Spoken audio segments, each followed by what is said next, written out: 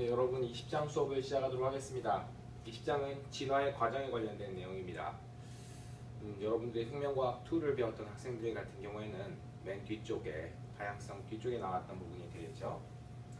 이 부분에서는 진화의 정의에 대한 얘기가 나오고 있습니다. 진화에 대한 정의가 먼저 얘기가 나오고요. 그 다음에 이제 돌연변이, 자연선택, 유전자 흐름, 유전적 부동, 이런 선택 교배와 같은 그런 어떤 진화의 요인에 대해서 설명을 하게 되겠습니다.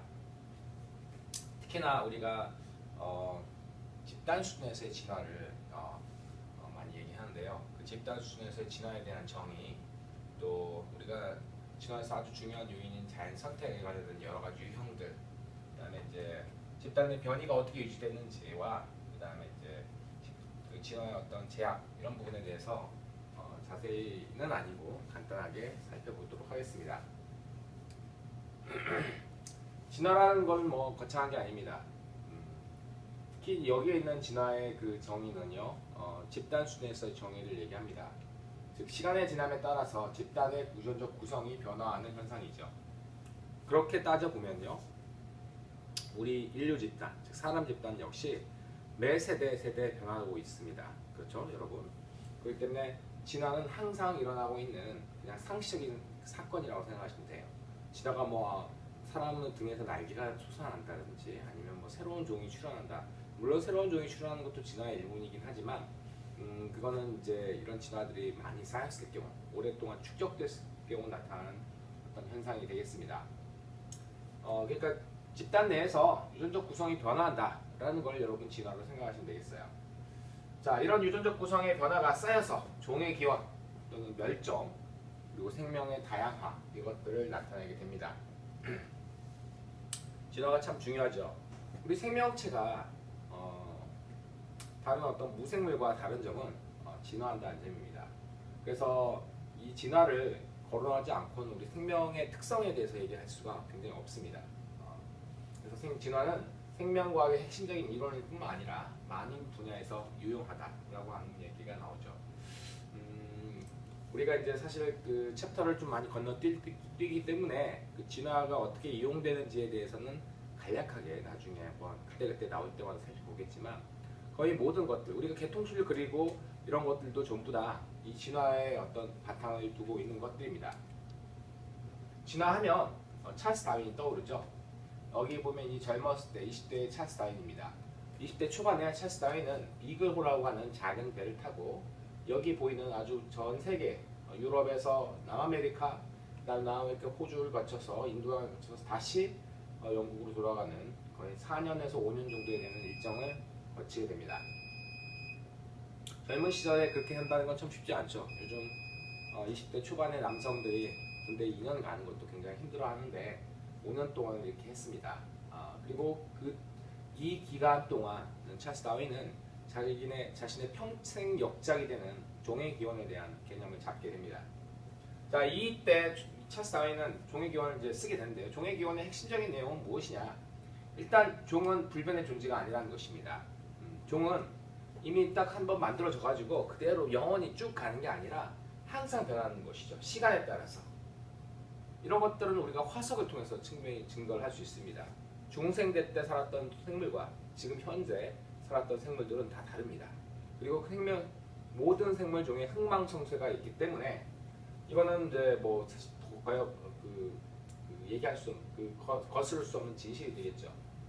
또 이 찰스 다윈은요, 그렇기 때문에 종은 이제 공통 조상을 가지고 있다고 보았습니다. 그리고 지구상에 있는 모든 생물종이 아마도 하나의 공통 조상에 수혈했을 거라고 하는 가설을 또 세우기도 합니다.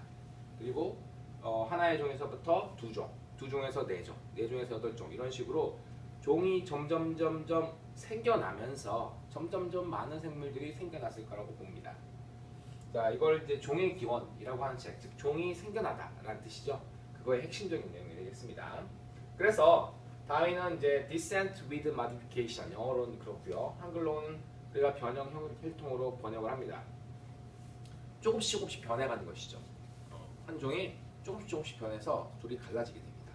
이런 어떤 변형 혈통을 통해 가지고 생물들이 새로운 종이 만들어진다고 보았습니다. 자, 그 다음에 자연 선택을 이용해서 시간에 따른 종의 변화를 설명할 수 있다라고 보았습니다. 즉 어떻게 그러면 새로운 종이 생겨나느냐? 찰스 다윈은 그 메커니즘으로 자연 선택을 들었습니다. 자연 선택의 핵심적인 두 가지 키워드는 생존과 생식 능력입니다. 생존과 생식 능력이 바로 두 가지 핵심적인 키워드가 되겠어요. 좀 이따 자세히 또 나오니까 또 얘기를 해보도록 하죠. 자, 진화는 시간에 따른 생물 집단의 유전자 빈도의 변화로 정의되죠.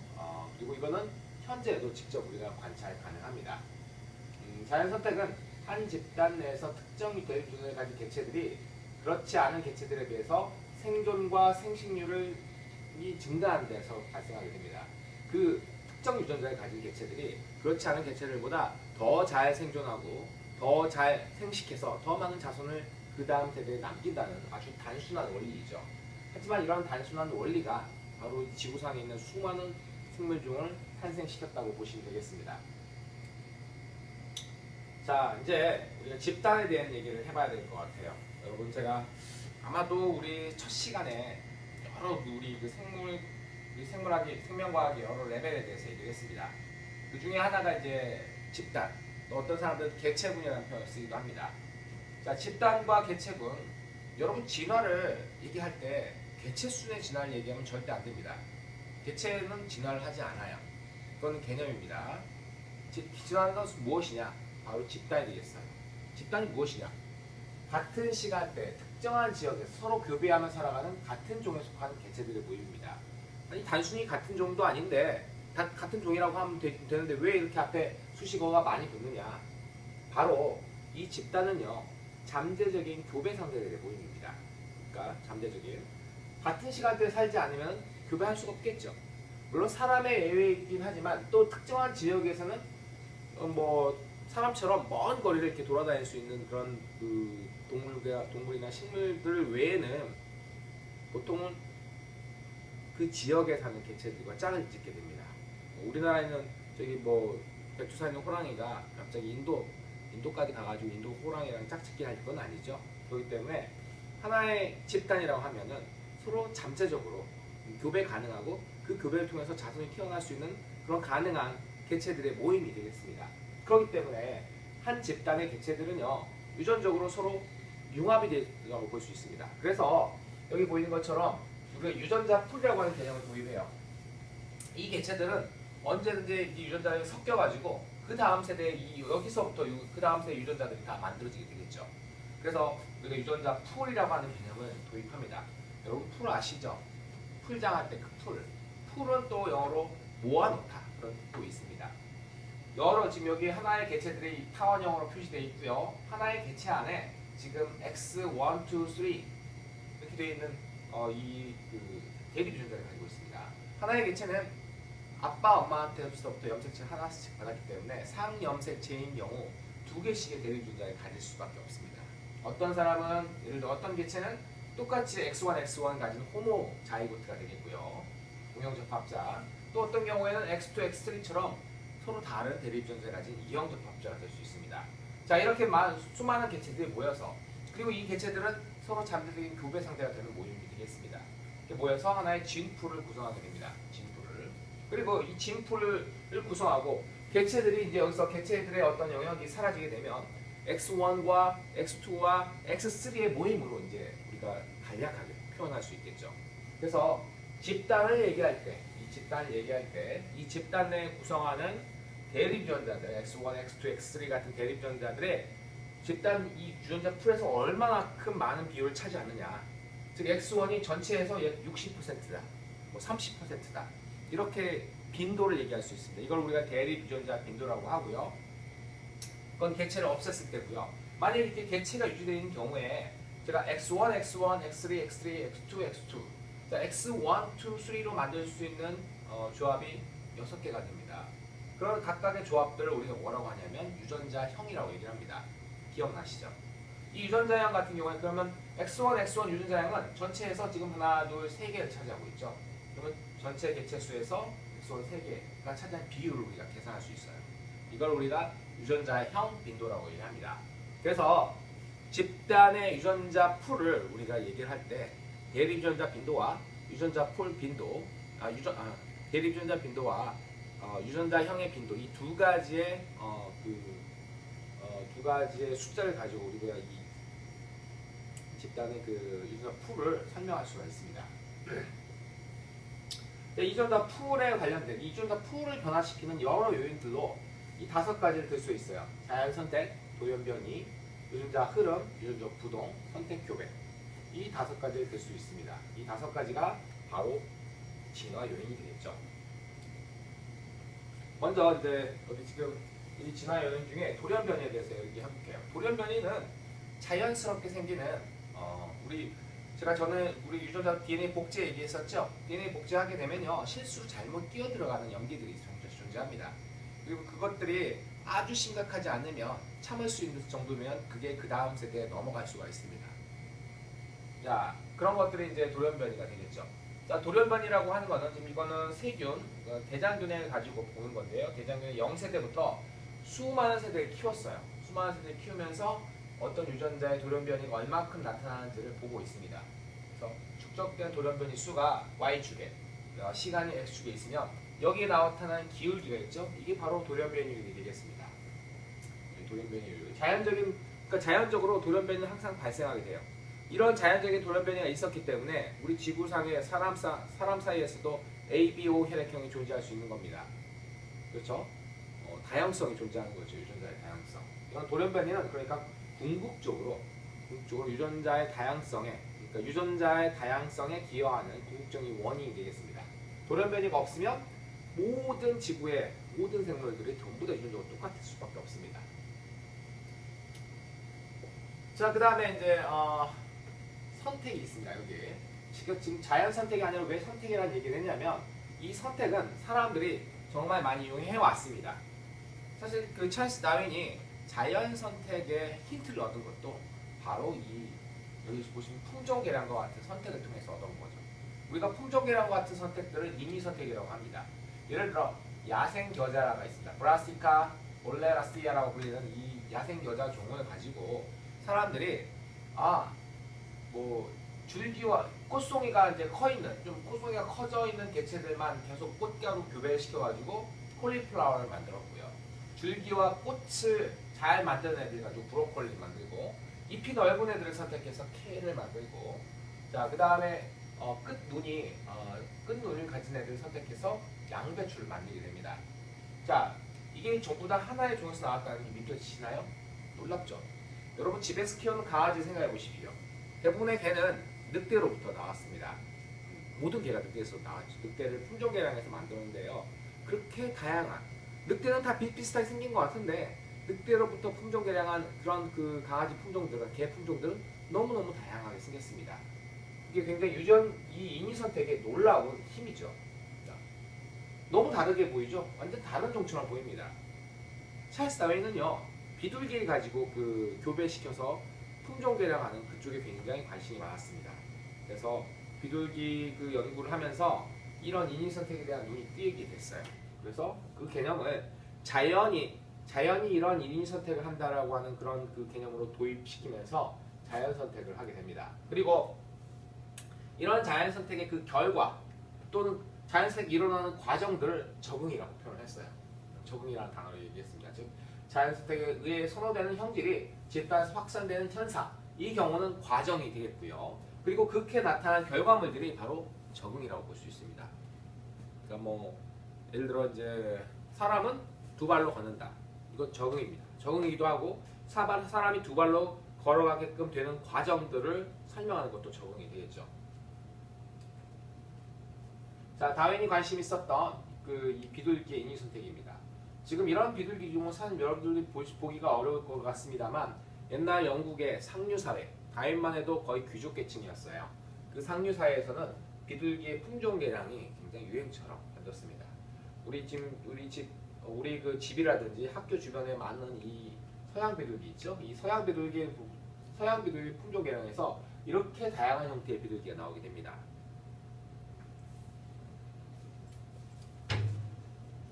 자, 그 다음에 유전적 부동 얘기를 해봐야 될 것 같아요. 유전적 부동은 여러분들의 5개념을 가장 많이 갖고 있는 진화 개념 중에 하나입니다. 유전적 부동이라고 하는 것은 원래 이렇게 정의됩니다. 작은 집단에서 세대와 세대 사이에서 대립되는 빈도가 무작위로 변하는 현상이다라고 봅니다.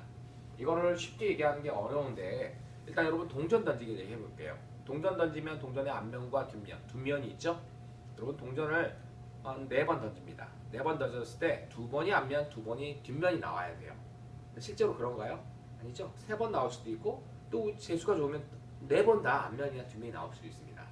자, 이렇게 실행 수가 적을 때는요, 우리가 예측하는 범위에서 상당히 벗어난 그런 어떤 그 결과들을 얻을 수 있는데요. 그렇게 동전을 한 100번, 1000번, 10,000번을 던진다고 하면요, 앞면과 뒷면이 나오는 차이가 그렇게 크게 차이가 나지 않습니다. 마찬가지입니다. 유전적 부동이라고 하는 것도 집단의 개체가 적어요. 자, 집단에 이제 예를 들어 여기 5개체로 이루어진 집단, 10개체로 이루어진 집단과 1000개체로 이루어진 집단이 있어요.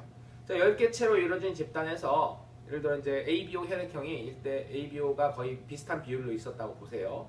1000개체로 있었을 때도 ABO가 비슷한 비율로 있었는데 그 다음 세대를 만들 때 예를 들어 10개체밖에 없을 때는 예를 들어 O형을 가진 사람이 좀 더 많은 우연히 더 자식을 많이 낳을 수도 있어요. 우연히. 이 경우는 자연 선택이 배제됐을 때. 근데 1000개체에서는 이게 O형이 어떤 사람이 더 많이 낳았으면 또 A형도 그만큼 되는 사람도 있고 B형도 그만큼 되는 사람도 있겠죠. 그래서 자, 1000개체에서 그 다음 세대를 만들었을 때 ABO의 비율의 변화는 그렇게 크지 않아요. 근데 10개체에서 그 다음 세대를 만들 때는 굉장히 커질 수가 있습니다. 이걸 우리가 유전적 부동이라고 해요. 그래서 여기 보시면 이제 콩들이 있죠. 콩의 색깔들이 있는데 굉장히 많습니다. 거의 한 1대1도 있다고 봐요. 그런데 이제 우연히 내가 되게 조그마한 양을 지금 조그만큼 우연히 여기서 눈을 감고 딱 고른 거예요. 골랐는데 우연히 이렇게 될 수도 있습니다. 굉장히 적은 양. 그리고 이 애들이 번식해서 만들어지게 되면 처음과 이 뒤쪽이 이 빨간 콩과 노란 콩의 비율이 상당히 다르죠. 그렇게 이런 것들을 우리가 유전적 부동이라고 합니다. 자, 여러분들이 고등학교 때 제외했던 책에서는 유전적 부동하면 병목 현상, 또 창시자 효과 이 두 가지를 얘기했는데 병목 현상과 창시자 효과는요 그 자체가 유전적 부동이 아닙니다. 유전적 부동이 일어나기 위한 그런 어떤 그 굉장히 좋은 조건이죠. 병목이라고 하는 것은 병의 목을 통과할 때 좁아지죠. 아주 적은 수의 개체들만이 남는다는 뜻입니다. 자, 적은 수의 개체가 남았다는 얘기는 적은 수의 개체는 유전적 부동이 강하게 작용할 수밖에 없어요. 그러니까 원래 있었던 데보다 이때 좁은 데를 통과하면서 원래 있었던 조성과 상당히 많이 달라질 수가 있는 것이죠. 창시자 효과도 역시 마찬가지입니다. 창시자 효과도 일부가 가는 거잖아요. 아주 일부가 가기 때문에 이 좁아진 작은 개체들에 의해서 비율이 상당히 변할 수가 있는 것이죠. 그래서 병목과 그 다음에 창시자 효과는요 그 자체가 유전적 부동이 아니라 유전적 부동이 일어나기 위한 좋은 조건이라 생각하시면 됩니다. 자, 그 다음에 선택교배가 있습니다. 자, 우리가 선택교배라는데 잠시 후에 볼 하디-바인베르크 평형을 위해서 하디-바인베르크 평형을 위해서 어떤 조건이 있냐면 무작위 교배를 한다라고 하는 표현이 있습니다. 선택교배는 무작위 교배의 반대말입니다. 무작위 교배는 조건을 보지 않고 교배를 하는 거예요. 조건을 보지 않고 그 다음 세대를 만드는 것입니다. 선택교배는 조건을 보는 거죠. 특정 조건을 가진 개체들과만 교배를 해서 자손을 낳는 걸 우리가 선택교배라고 합니다. 자, 정의를 보게 되면 교배 상대를 무작위적으로 선택하지 않는 현상이고요. 이에 아주 독특한 형태가 뭐냐면 성선택이 있습니다. 자, 이 새의 꼬리를 보세요. 굉장히 길죠. 이 긴 꼬리 천인조라고 하는 이 새인데요. 이 꼬리가 길면 좋은 점이 별로 없습니다. 새들한테는. 왜냐하면 날아갈 때 굉장히 거추장스럽고요. 이것 때문에 빨리 못 날아가지고 포식자한테 잘 잡아먹힐 수가 있습니다. 그럼에도 불구하고 이 긴 꼬리 천인조가 긴 꼬리를 갖게 된 이유는 뭐냐면 암컷들이 메이팅 상대를 선택할 때, 즉 짝짓기 상대를 선택할 때 긴 꼬리를 가진 수컷들을 선택합니다. 긴 꼬리를 가진 수컷들과 교배를 해서 새끼가 나오는데 그 중에 수컷이면 당연히 아빠의 특징들을 물려받겠죠. 그리고 또 암컷이면 엄마의 선호도를 물려받게 됩니다. 어쩌다 보니까 그 암컷들이 이런 긴 꼬리를 선호하게 되고 그런 암컷들이 더 많아지게 되고 또 그 암컷들이 선호하는 긴 꼬리 수컷들만 선호하게 되기 때문에 점점 긴 꼬리 수컷의 이 꼬리 길이가 긴 수컷들이 점점 많아지게 되는, 유전적으로 집단 내에서 이 꼬리를 만든 긴 꼬리를 만든 유전자가 점점 많아지게 되는 그런 현상이 되겠죠. 자, 자, 이런 것들이 일종의 선택 교배라고 보시면 되겠습니다. 무작위 교배는 긴 꼬리든 짧은 꼬리든 상관하지 않고 교배를 하는 거예요. 우리 일반 사회에서도 보면 이제 이 무작위 교배와 선택 교배를 쉽게 찾아볼 수 있습니다. 무작위 교배하면 여러분 혈액형 같은 건 일종의 무작위 교배라고 생각하시면 돼요. 여러분 혈액형이 여러분들이 결혼 상대를 결정하는데 중요한 요인은 아닐 겁니다. 물론 뭐 연애를 할 때 따지기도 하긴 하겠지만 결혼 상대 할 때는 중요한 요인이 아니에요.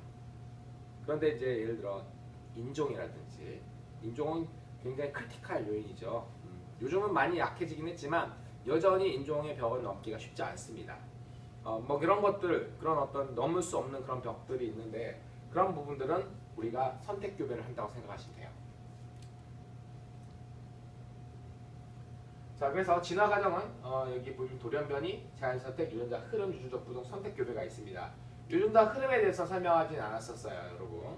유전자 흐름은 두 집단이 있으면 두 집단 사이에 개체들이 왔다 갔다 하는 것입니다. 두 집단 사이의 개체들이 왔다 갔다 하면 마치 여기 빨간 물과 파란 물이 있는데 빨간 물과 파란 물이 섞게 되면 보라색 물이 되는 것처럼 양쪽 두 집단 사이의 개체들이 왔다 갔다 하게 됨으로써 두 집단 유전자가 섞이게 되는 그런 현상이 되겠습니다. 그런 것들 우리가 유전자 흐름이라고 봐요. 자, 제가 아까 집단의 어떤 특징들을 설명할 때, 유전자 풀의 특징을 설명할 때 두 가지 두 가지 얘기했었죠. 대립 유전자 빈도와 그 다음에 유전자 빈도를 얘기했었습니다. 대립 유전자 빈도는 전체 집단 내 모든 대립 유전자 전체 사본수에서 집단의 특정 대립 유전자 사본수를 계산하는 것입니다. 예를 들어 P와 Q가 있습니다. P는 보통 우리가 large A의 비율, Q는 small A의 비율입니다. 그러니까 small A 같은 경우는 전체 개체 수가 n 개체잖아요. 그러면 우리가 아빠 엄마한테 받는 2배체 그 생물이기 때문에 2배를 해줘야 됩니다. 즉 100명이 있으면 자 large A나 small A를 가질 그 개수는 전부 다 거기가 100 곱하기 2, 즉 200개가 되겠습니다. 그 중에서 이제 small A를 가진 개체, 그 small A는 2개 가졌기 때문에 거기에 2배를 해주고요. large A, small A 헤테로를 가진 사람들은 그냥 하나를 가졌기 때문에 그냥 곱하기 1만 해가지고 이걸 나눠주게 됩니다. large A 같은 경우는 정반대가 되겠죠.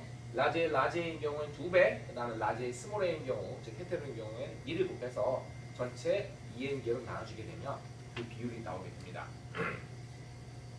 여기 보시면 뭐 그 간단한 계산식이 있어요. n이 200인 두 집단에 대해서 n이 200인 두 집단에 대해서 예를 들어 자 집단 1과 집단 2가 있습니다. 집단 1 같은 경우는 AA가 90개체, large A, small A가 40개체, small A가 70개체예요. P와 Q를 아까 넣었던 공식으로 구하게 되면요. PQ는 0.5, P는 0.5, Q는 0.45가 되겠죠. 그런데 오른쪽 같은 경우에는 지금 개체수가 달라요. 그죠? large A가 45, 130, 25인데 똑같아요. 근데 P와 Q의 비율이. 자, P, Q의 비율이 같을 수 있습니다만 개체의 유전자의 비율이 다를 수가 있습니다. 자, 이렇게 굉장히 다양한 조합이 생길 수가 있어요. 그런데 이제 잠시 후에 하디-바인베르크 얘기를 하겠는데 지금부터 하디-바인베르크에서는 하디-바인베르크 평형을 나타내는 집단에서는요. 우리가 PQ를 알게 되면 유전자의 비율을 계산할 수가 있습니다. 왜? 바로 이 PQ로부터 우리 어떤 특정한 전제 조건을 만족하게 되면 그 전제 조건에 의해서 그 다음 세대가 만들어지죠. 그래서 그 다음 세대의 large A, small A 비율을 예측할 수가 있습니다. 예를 들어 지금 아까 앞서 이 왼쪽 집단 1에 대해서 보도록 하죠. 집단 large A, small A 각각 0.45, 0.20, 0.35예요. 계산했더니 P는 0.5고 Q는 0.45였죠. 자, 이렇게 large A와 small A가 다 이제 뭉뚱그려서 하나의 진풀을 구성했습니다. 이제 하나의 진풀을 구성했는데 하디-바인베르크 평형에서는 여러 가지 전제 조건이 있죠. 돌연변이 없다, 그 다음에 자연선택 없다, 집단이 무한히 크다. 집단이 무한히 크다라는 얘기는 유전적 부동에 작용하지 않는다. 그 다음에 이주가 없다, 즉 유전자 흐름이 없다. 또 하나가 무작위 교배한다는 뜻입니다. 무작위 교배. 즉 이 large A와 small A가 무작위적으로 섞이게 됩니다. 즉 정자에 들어있는 large A와 small A의 비율은 바로 0.55 대 0.45의 비율로 들어가고요. 그 다음에 난자에 들어있던 라지 A, 스몰 a 비율도 0.55 대 0.45의 비율이 들어갑니다. 자, 퍼넷 사각형 그리죠? 그래서 퍼넷 사각형에서 라지 A, 라지 A 만날 확률 지금 0.55, 0.55이기 때문에 0.55의 제곱, 즉 P의 제곱이 되겠고요. 스몰 a, 스몰 a의 비율을 보게 되면 Q의 제곱이 되겠습니다. 그리고 여기 이 대각선으로 되어 있는 라지 A, 스몰 a는 여기 라지 A, 정자가 스몰 a, 난자가 라지 A 또는 정자가 라지 A, 난자가 스몰 a이기 때문에 각각 PQ가 되겠어요. PQ가. 그래서 2PQ로 계산이 되게 됩니다. 즉 하나의 공식에 의해서 자 앞전 세대의 P와 Q의 비율을 알게 되면 그 다음 세대는 라지 A, 라지 A가 P제곱, 라지 A, 스몰 a가 2PQ, 스몰 a, 스몰 a가 Q의 제곱이 되는 그런 비율로 예상이 되게 되죠. 그리고 하디-바이엔베르크 평형 그 조건을 만족하는 한 라지 A와 스몰 a는 여기서 이것들 다 이제 다시 계산해 보게 되면 P와 Q는 다시 0.55, 0.45가 되게 됩니다. 안 변해. 자, 그래서 하디-바이엔베르크 평형 집단에서는요 대립유전자 빈도가 세대에 따라서 변하지 않습니다. 첫 번째, 그러니까 대립유전자 빈도가 변하지 않는다, 진화하지 않는다는 뜻입니다. 두 번째, 유전자 빈도를 대립유전자 빈도로부터 예측 가능할 수 있다라는 게 바로 이 모델이 되겠어요. 이 모형이 되겠습니다. 자, 하디-바이엔베르크 평형을 만족하는 집단은 따라서 진화하지 않는 집단이 되겠죠. 절대 진화하지 않습니다. 그래서 하디-바이엔베르크 평형은 진화가 일어나지 않도록 하는 이론적 조건이고요. 여기서 벗어난 집단은 어떻게 변화하는지, 우리가 돌연변이라든지 자연 선택이라든지 유전적 부동이라든지 그 다음에 이제 무작위 그 선택 교배라든지 이주라든지 이런 5가지 진화 요인이 작용하게 되면요 예측 가능한 패턴대로 변하게 됩니다. 즉, P제곱, 2PQ, Q제곱이 안 맞네? 어떻게 안 맞게 되지? 그 안 맞는 패턴들을 분석해보면 어떤 진화 요인이 작용하는지를 우리가 예측할 수가 있게 돼요. 바로 하디-바이엔베르크 평형 이 모델을 통해서요. 자, 먼저 여기 보면 자연 선택에 대해서 여기 나오고 있습니다. 자연 선택은 굉장히 중요한 요인이죠. 진화 요인 중에 우리가 아까 살펴봤지만 특정 표현력을 변화시킬 수 있는, 즉 적응을 나타낼 수 있는 아주 중요한 요인 중에 하나입니다. 적응이라고 하는 것은 그 환경에 가장 최적화된 유전자를 가진 유전자를 갖도록 집단이 변화하는 거잖아요. 마찬가지입니다. 그렇기 때문에 적응을 나타낼 수 있는 유일한 진화 요인이 바로 이 자연 선택이에요. 자, 자연 선택을 우리가 이 얘들의 빈도 변화의 패턴을 보고 안정화 선택, 방향성 선택, 분단성 선택으로 나눌 수 있습니다. 안정화 선택은요, 이 평균값으로 점점 수렴하는 것입니다. 이 평균값 부위가 안정화되는 것이죠. 이렇게 보시면. 그 다음에 방향성 선택은 특정 방향으로 이동을 하는 것입니다. 이 평균값 전체가 이렇게. 그 다음에 이제 분단성 선택은요, 예를 들어 이제 양쪽으로 분단이 되는 것입니다. 봉우리가 2개가 되듯이 이렇게 분단이 되는 형태를 분단성 선택이라고 얘기해요. 먼저 안정화 선택을 보도록 하죠. 안정화 선택은 가장 대표적인 예가 신생아 체중이 되겠습니다. 여러분들이 나중에 결혼해서 아이를 낳게 되면 큰 아기가 나왔어요. 뭐 3.7kg, 4kg 이렇게 나올 수 있습니다. 또 미숙아로 태어난 경우에도 그래도 한 3kg, 미숙아는 아니지만 좀 적게 태어나는 경우 3kg 내외 이렇게 될 수 있죠. 자, 태어난 아기의 몸무게는요 큰 범위에서 벗어나지 않아요. 그런데 예를 들어 아기가 너무 커요. 10kg가 된다? 엄마 못 낳습니다. 실제로 그런 일은 거의 없겠지만 아기가 10kg가 된다고 하면 지금의 의학에서는 그 아기를 꺼낼 수 있지만 옛날 같은 경우에는 그 아기 태어나지 못하고 죽겠죠. 그러면 그 모체도 죽게 됩니다. 그러니까 아기의 태어난 신생아의 몸무게를 10kg 이상, 10kg까지 되는 그런 유전자들이 그냥 끊기게 되는 거예요. 그러니까 더 이상 그런 애들 태어나죠. 그렇죠? 그리고 너무 미숙아로 태어나는 경우는 미숙아들은 한 1kg, 2kg 태어나는 애들은 없습니다. 이게 모든 게 못 갖춰가지고 태어나는 애들이기 때문에 그런 아이들도 죽게 돼요, 보통. 그래서 자, 이렇게 너무 극단적인 몸무게를 가지고 있는 신생아들은 살아갈 수가 없게 생존율이 너무 떨어지기 때문에 사망률이 너무 높기 때문에 그런 애들은 없고요. 주로 이제 우리가 정상적이라고 하는 범위에 있는 애들이 점점 좁아지게 돼요. 이걸 이제 안정화 선택의 한 예라고 볼 수가 있습니다. 방향성 선택은요, 가장 많은 그런 자연 선택의 그 패턴들이겠죠. 특정 방향으로 특정 방향의 표현으로 이렇게 쭉 가게 되는 겁니다. 여기 보이는 미국의 남서부 텍사스 지역에 있는 텍사스 롱혼이라고 하는 그 품종이에요. 원래 이 소들은 사람들이 키우던 소들인데 얘들이 어쩌다 보니까 무탈을 벗어나서 야생화가 됐어요. 나중에 사람들이 다시 잡아가지고 키우는 건데요. 야생화가 되면서 원래 키우던 소들인데 야생이 되니까 이제는 야생에서 수많은 그런 포식자들이 존재하겠죠. 그런 포식자를 물리치기 위해서 이들의 뿔이 이렇게 커지게 된 겁니다. 뿔이 커진 애들이 포식자를 잘 물리치게 되고 그런 애들이 그 다음 세대에 자손을 남기게 되고 그 자손들은 당연히 뿔이 길어진, 뿔이 커진 부모들의 어떤 유전자를 물려받기 때문에 얘들도 역시 뿔이 커지게 됩니다.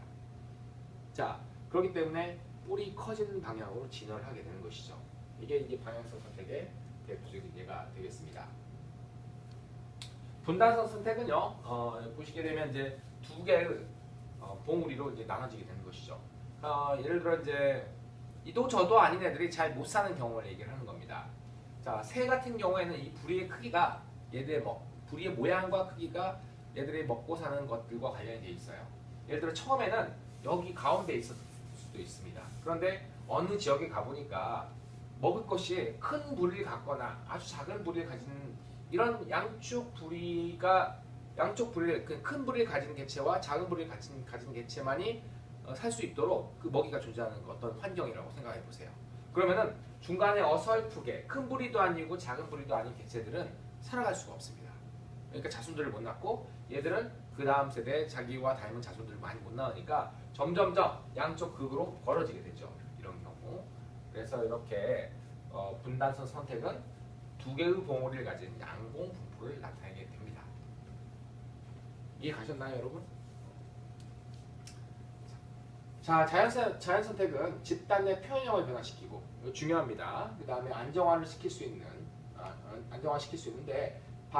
안정화 선택, 아까 방향성 선택, 그 다음에 이제 분단 선택 이런 어떤 세 가지 패턴으로 나타날 수가 있습니다. 표현형을 변화시키고 또 적응적인 특징을 나타내는 게 자연 선택만이 그게 가능해요. 물론 다른 것도 표현형의 변화를 일으키지만 적응을 시키는 건 자연 선택만 유일합니다.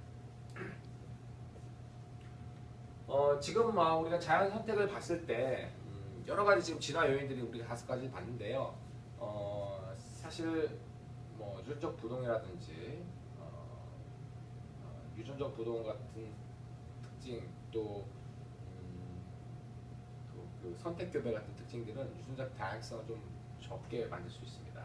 그런데 이제 유전적 다양성을 유지시키는 여러 가지 요인들이 있겠죠. 돌연변이가 있을 거고요. 그 다음에 이제 여러분 우리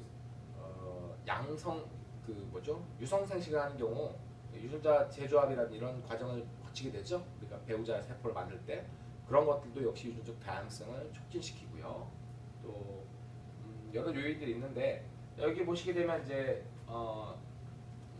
빈도 의존적 선택도 일종의 그 유전적 다양성을 유지시켜주는 그런 어떤 그 선택 중에 자연 선택 한 유형입니다.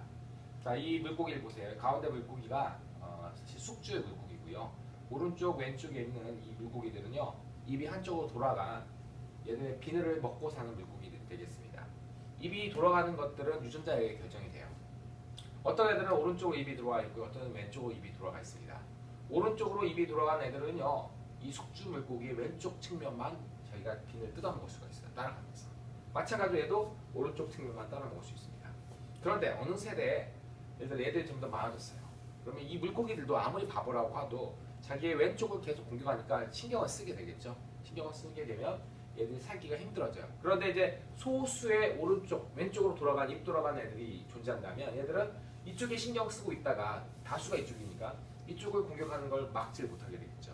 그러면은 그 다음엔 얘들이 잘 먹게 되죠. 그럼 점점 얘들이 늘어나게 돼요. 그러면 또 이제 오른쪽을 신경을 쓰게 되죠. 그러면 얘들이 또 점점 늘어나게 돼요. 그러니까 얘가 늘어났다가 얘가 늘어나고 줄어들고 다시 얘가 늘어나고 줄어들고 이렇게 계속 이렇게 왔다 갔다 하게 되지만 오른쪽과 왼쪽에 그래도 균등하게 쭉 유지될 수 있도록 해주게 됩니다. 이게 이제 빈도 의존적 선택이라고 볼 수 있어요.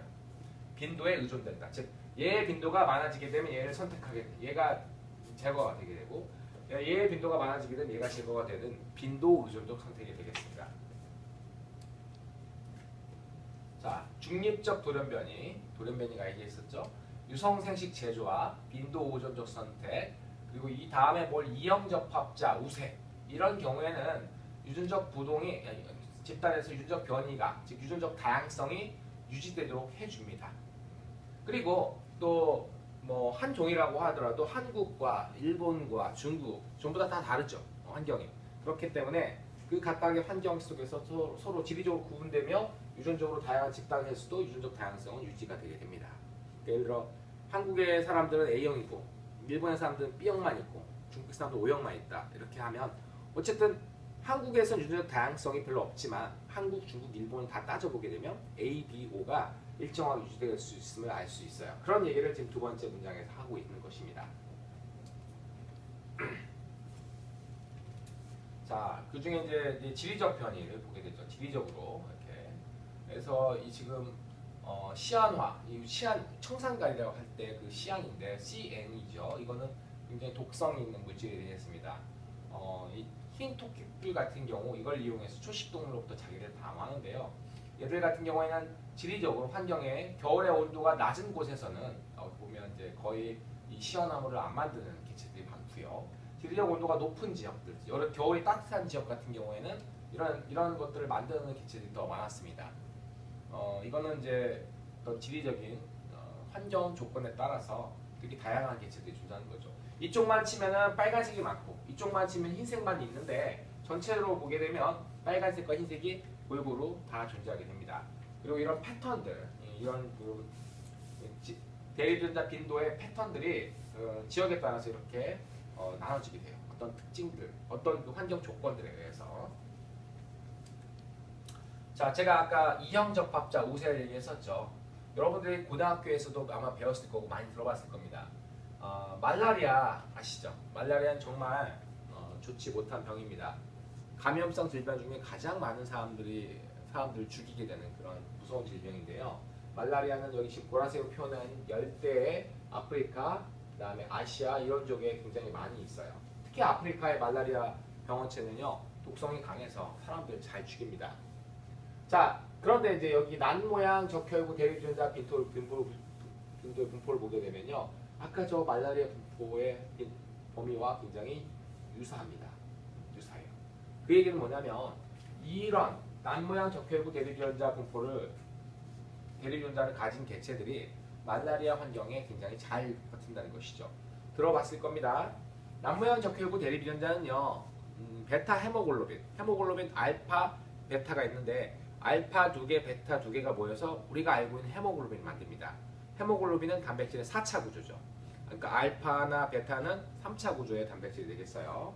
자, 그런데 그 베타 헤모글로빈의 아미노산 하나가 바뀌게 되면 어떤 일이 생기게 되냐라고 하면 그 아미노산 하나가 바뀌게 되면 얘들이 여러분 적혈구 모양 동그랗게 납작한 빵 모양인데요. 적혈구가 쭉 길어지게 됩니다.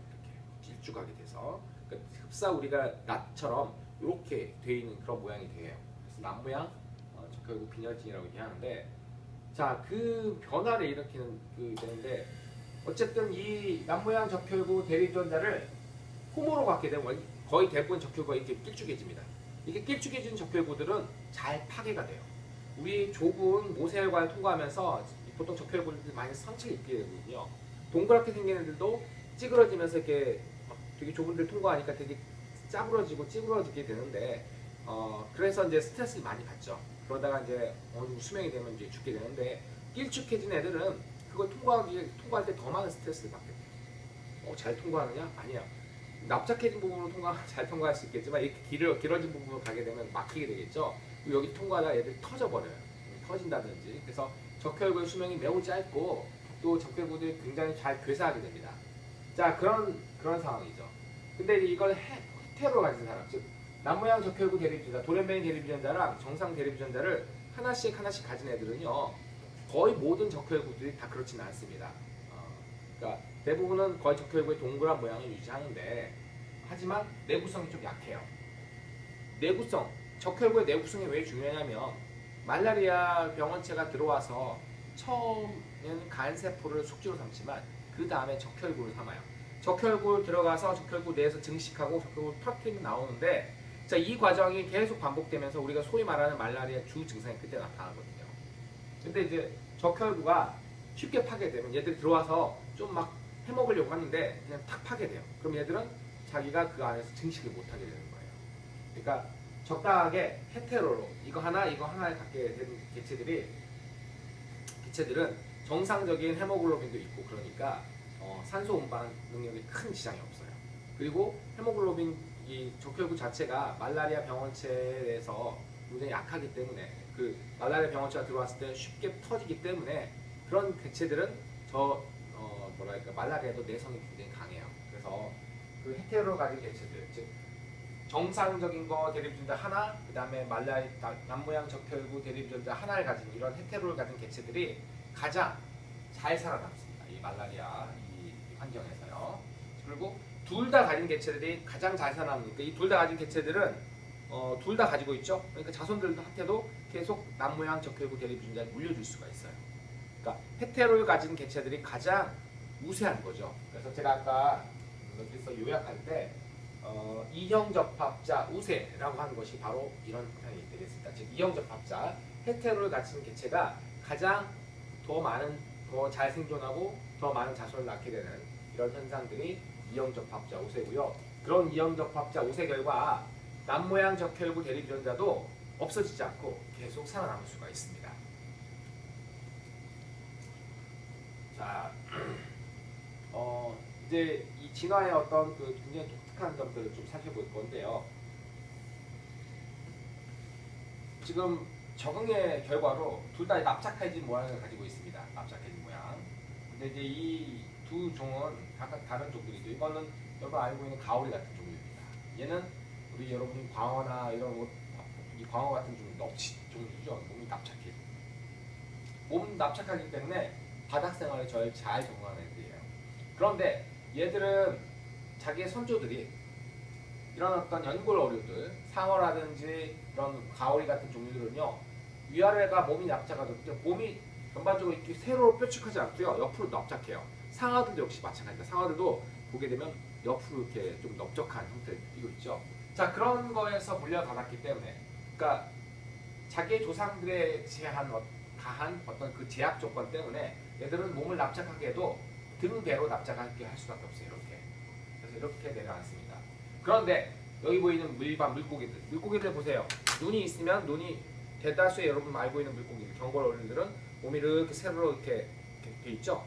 몸이 세로로 납작하게 됩니다. 그러니까 좌우로 납작하게 돼요. 자, 이런 애들은 조상들이 그렇게 제한을 가했기 때문에 얘들은 몸을 납작하게 해도 좌우로밖에 납작할 수밖에 없어요. 딱 좌우로 납작해졌는데 그러면 한쪽 눈이 이쪽 아래로 내려가잖아요.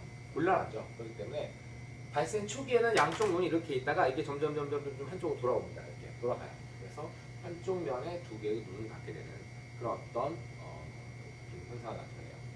그래서 이거는 뭐 그룹이 다르긴 하지만 연골어류와 경골어류 그룹이 다르긴 하지만 몸을 납작하게 할 때는 몸이 납작해지는 것은 동일한 어떤 효과를 나타냈지만 이들이 선조로부터 물려받은 어떤 진화적 제약 조건 때문에 등배로 납작하거나 좌우로 납작하게 돼서 서로 다른 해결책들을 갖게 되는 것입니다.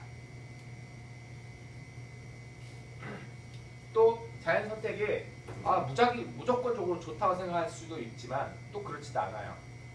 이 세상에는 어떤 조건에 대해서 어떤 상황에 대해서 항상 그 대가를 요구하는 경우가 많습니다.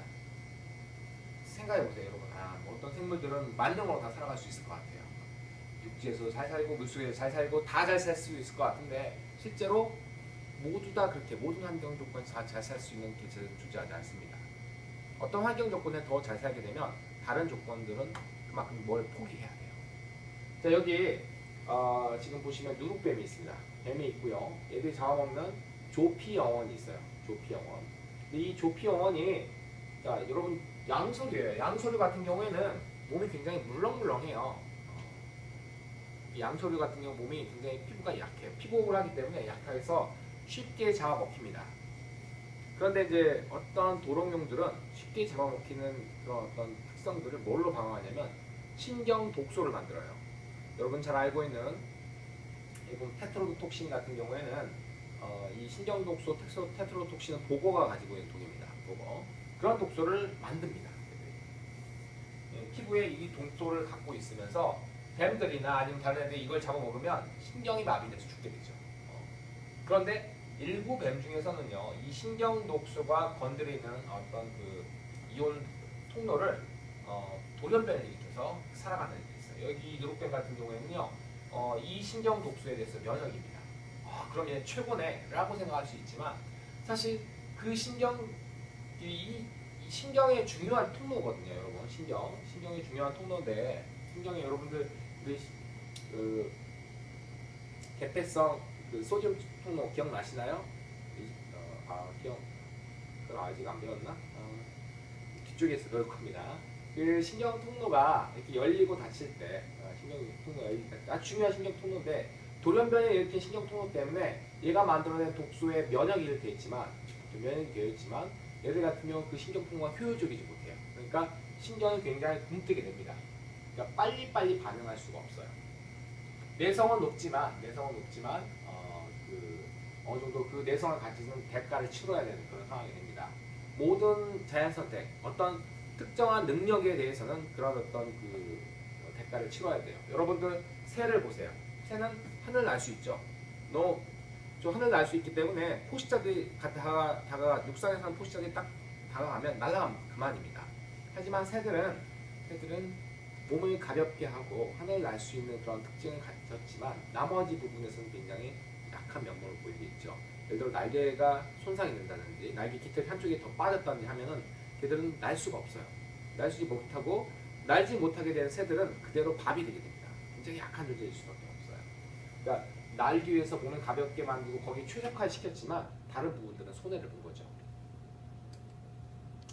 자, 모든 진화적 혁신은 이전에 존재하는 구조의 변형이기 때문에 발생 과정이 진화를 제한하게 됩니다. 아까 봤던 것처럼 등배로 납작하든지 좌우로 납작하든지 이런 어떤 진화의 제한 요건이 필요하고요.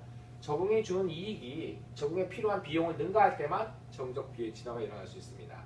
아까 봤던 뱀은요. 자, 조피영어를 먹음으로써 생존을 할 수 있게 되겠죠. 동작이 굼떠지는 것은 굼떠질 수 있는 어떤 불이익 조건보다 생존 먹어서 걔들이 그 조피영어를 먹게 됨으로써 배를 굶지 않다라고 하는 그런 이득이 더 크기 때문에 그런 진화가 일어납니다. 만약에 손해가 더 큰다고 하면 그들은 바로 사라질 거예요. 너무너무 굼떠진다. 예를 들어 거의 움직이지 못한다고 하면 다른 포식자들이 그런 뱀들을 잡아먹겠죠. 그러면 그들은 더 이상 존재할 수 없게 될 겁니다.